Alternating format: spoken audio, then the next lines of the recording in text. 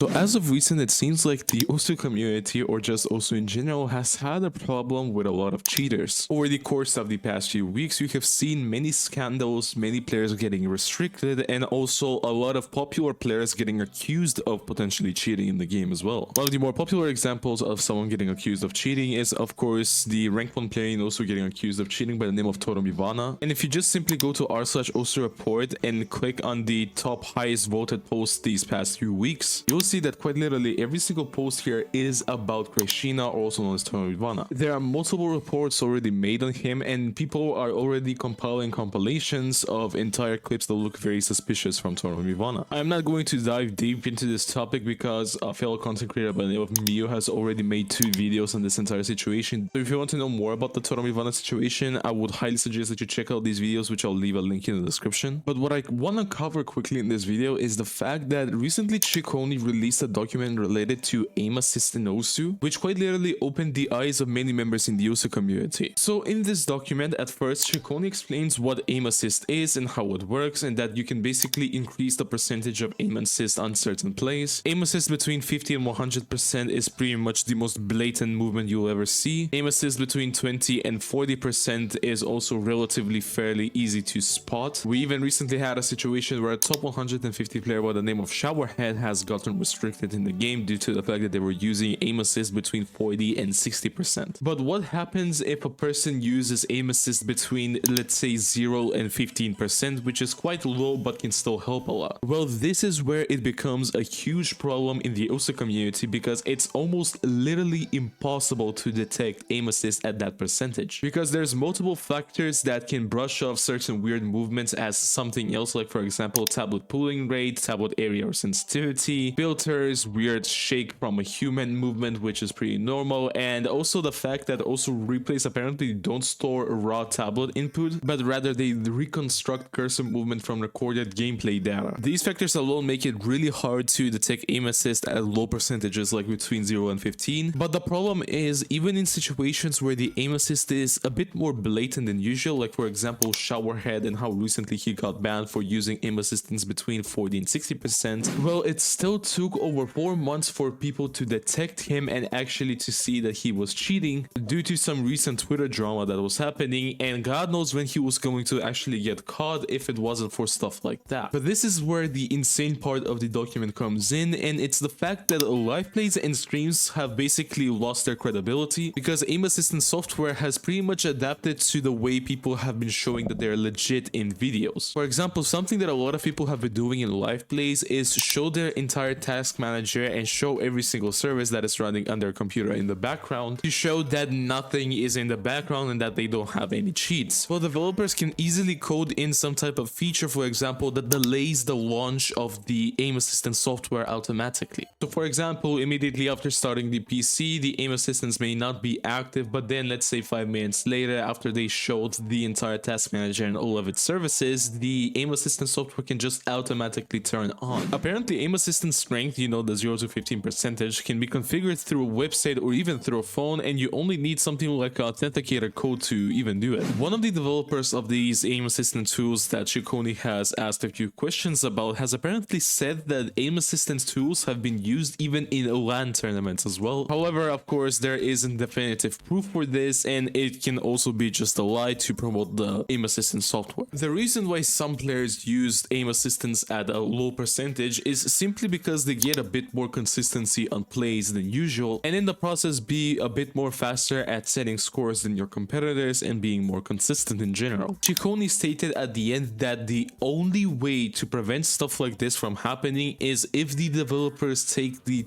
time to actually develop a bit more of an advanced anti-cheat tool that could prevent stuff like this running in the background of your computer and stopping cheaters in general. Because at the moment, it seems like this method is arguably the easiest way of cheating in the game without getting caught, because the only way that people for now can know for certainty that you're not cheating in the game is if someone goes to your room and actually sees you play the game without them lying, of course, or if you as a player participate participate in a LAN tournament. Those are the only two ways to prove your legitimacy, and even those cannot be 100% concrete proof sometimes. However, maybe all hope is not lost, because it does seem like that the OSU team is slowly but surely taking a bit more action against cheaters. For example, in the past few days, we've seen 3 players getting restricted in the game, all in the span of a few days as well. In conclusion, until the OSU developers make a bit more of an advanced cheating system that will be included in the game, we'll be most likely facing these kind of problems within the community. But do let me know your opinions down below on this entire situation. Before this video ends off, I do want to announce that a few hours after I upload this video, I should be live both on YouTube and Twitch. We'll be doing profile reviews, so if you want to participate, just go on the stream and that's it. Be there at 17 UTC on either YouTube or Twitch. If you haven't watched my recent interview with the #1 USA player Scytho, then be sure to click the video that is on screen right now, and I'll see you in the next one.